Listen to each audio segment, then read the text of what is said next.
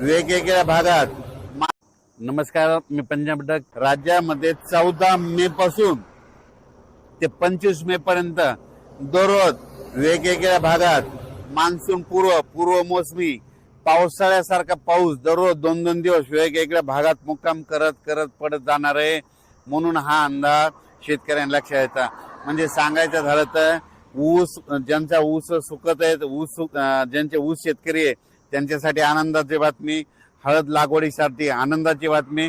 पण ज्यांच्या हळदी काढून ठेवलेल्या आहे त्यांनी मात्र 14 तारखेपर्यंत तुमच्या हळदी काढून घरी आणून ठेवा. कारण की राज्यामध्ये जसं गेल्या वर्षी 14 तारखेला 13 तारखेला पाऊस आला होता 13 मेला, या वर्षी देखील 14 मेला पाऊस येणार आहे. आणि हे पाऊस कंटिन्यू मे महिन्यात आता मध्ये 14 पासून तर 30 मे पर्यंत दररोज वेगवेगळ्या भागात दररोज भाग बदलत, कधी पूर्व विदर्भ, कधी पश्चिम विदर्भ, 2 दिवस पश्चिम महाराष्ट्र, 2 दिवस विदर्भ, असं वेगवेगळा मराठवाडा, असं करत 30 मे पर्यंत दररोज विखुरलेल्या स्वरूपाचा पाऊस पडणार आहे. आणि शेतामध्ये पाणी देखील साचणार आहे. असा त्यामध्ये मेच्या 15 दिवसामध्ये म्हणजे 14 मे ते 30 मेच्या दरम्यान दररोज विखुरलेल्या स्वरूपाचा वेगवेगळ्या भागात पाऊस पडणार आहे. म्हणून हा अंदाज सर्व शेतकऱ्यांना लक्षात द्यायचा. शेतकऱ्याला विनंती, तुम्ही काय करा, शेतीचे कामे करून घ्या.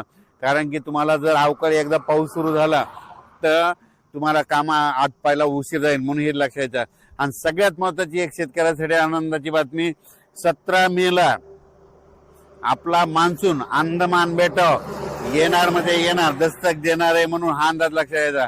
तसं तर 14 तारखेपासून म्हणजे 12 तारखेपासून तिथून मान्सूनचं पोषक वातावरण तयार झालंय. पण 17 मेला चांगलं दस्तक देईल आणि मान्सून तिथं दाखल झाला म्हणून असं जाहीर केलं जाईल. म्हणून हे देखील सर्व शेतकऱ्यांना लक्षात यायचं. 17 मेला झालं तर तिथून 10 दिवस केरळला यायला लागतात. आणि तिथून लगेच 10 दिवस म्हणजे जवळपास माझं 7 जून पर्यंत राज्यामध्ये पाऊस येण्याची शक्यता आहे. म्हणजे मोसमी पाऊस येऊ शकतो. म्हणून हा अंदाज लक्षात यायचा. पण राज्यात मात्र मोसमी पाऊस येईल तेव्हा येईल, 7 तारखेला येईल, 7 जूनला येईल. पण त्या अगोदर मात्र 14 मे ते मात्र 30 मेच्या दरम्यान म्हणजे राज्यामध्ये दररोज पूर्व मोसमी पाऊस गेल्या वर्षी जसा पडला तसाच पडणार आहे. म्हणून त्या पावसामध्ये विजेचं प्रमाण जास्त आहे. म्हणून तुम्ही काय करा, विजेपासून स्वतःची काळजी घ्या. त्याच्यानंतर आपली जनावरे झाडाखाली बांधू नका. कारण की 14 मे ते त्या 15 दिवसामध्ये राज्यामध्ये असा काही भागात पाऊस पडेल, शेतामध्ये पाणी साचेल, शेतातून वड्या नाल्याला पाणी देखील येईल. म्हणून हे देखील अंदाज लक्षायचा. काही ठिकाणी पाणी साचेल, काही मध्ये पेंडवालता पडेल, कुठे रिमझिम पडेल, काही ठिकाणी चन्या साचल्यासारखा पडेल, काही ठिकाणी वड्याला पाणी देखील येईल, कुठं शेतातलं पाणी पुढे ढकलं.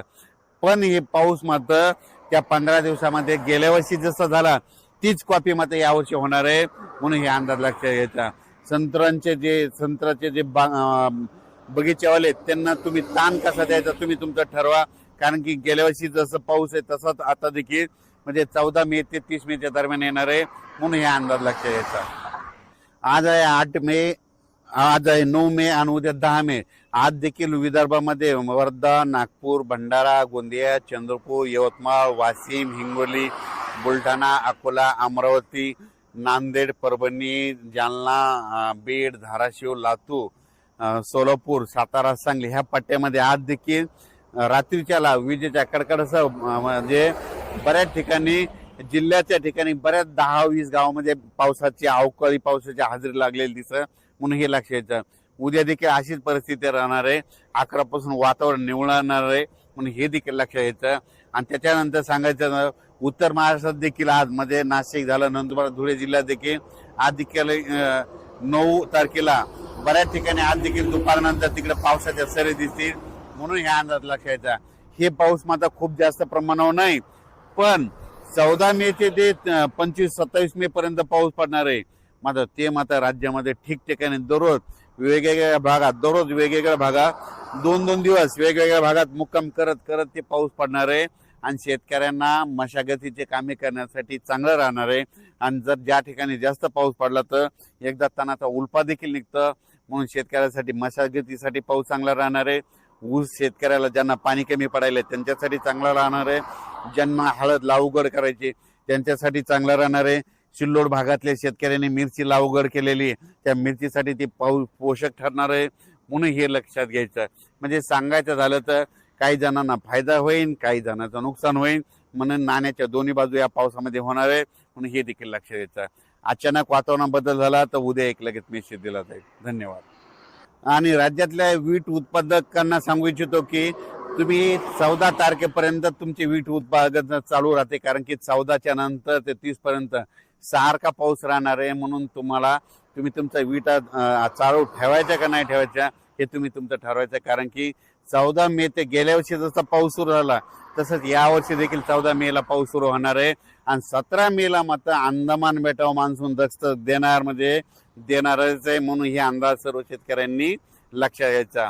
अचानक वातावरण बदल झाला तर परत एक मेसेज दिला जाईल. धन्यवाद.